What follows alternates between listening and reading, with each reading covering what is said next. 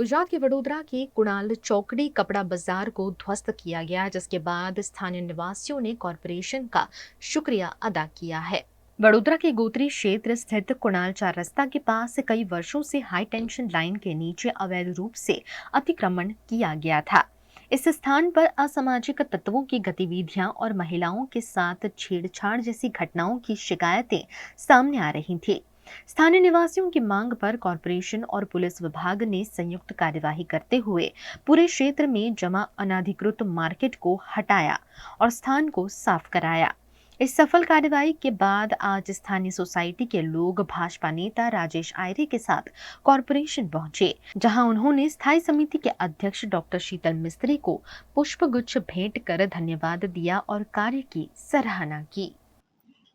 Corporation ને special બધા staff, police staff તમામ,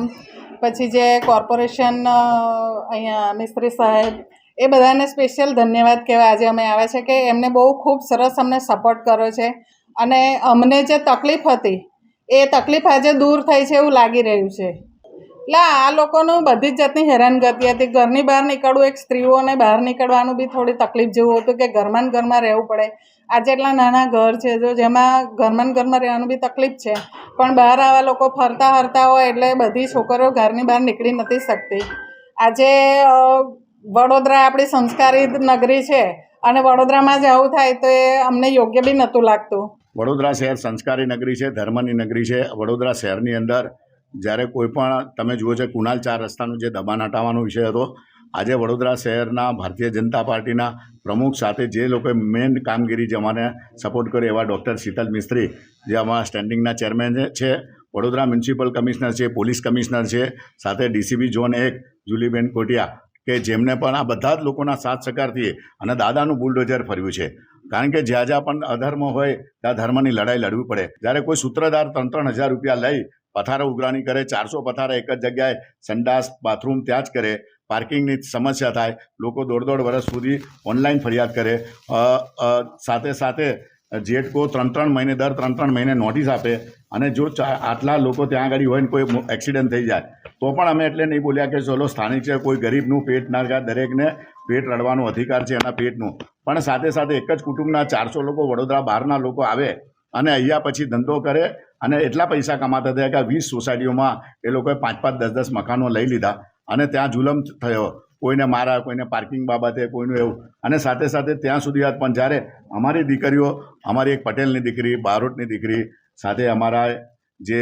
દરબારની દીકરી ક્યારે પોલીસ સ્ટેશન ના જાય, એને પોલીસ સ્ટેશન જવું પડ્યું અને એને ફરિયાદ કરવા પડી, ત્યારે એની સામે ક્રોસ કરીને દીકરીને એમ બી કરાવ્યું। જ્યાં જ્યાં બી અસામાજિક વસ્તુ હોય, કોઈની ગરીબની રોટલી સાથે ક્યાં લેવા દેવા નથી। એ લોકોને નજીકની અંદર કોઈ સારું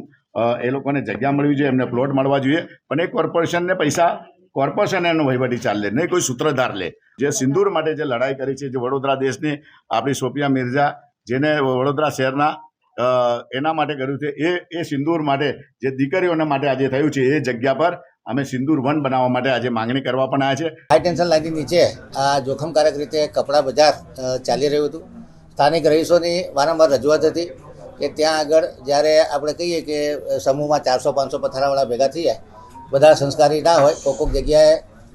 કોઈક અણબનાવ બી બનતા હોય, ત્યારે આવા દબાણો પ્રોપર કોગ્નિઝન્સ લઈ અને લીગાલિટી જોઈ અને દૂર કરવાનું પગલું ભરવું પડતું હોય છે। ભવિષ્યમાં આવા લોકો માટે અલગથી પ્લોટો બને અને કોર્પોરેશન પોતે પોતાની ફીસ વસૂલી કરી શકે, લાયસન્સ ફી લઈ અને hawking zone, non hawking zone બનાવવાનું આયોજન આવનારા સમયમાં કરવામાં આવશે, જેથી કરીને ગરીબ માણસોને પોતાનો ધંધો કરવાનો, કોર્પોરેશનની આવક બની રહે અને કાયદાનું પાલન થાય અને નાગરિકોની સુરક્ષા અને સલામતી જળવાય, એ રીતે આવનારા દિવસોમાં કોર્પોરેશન કામ કરવા જશે।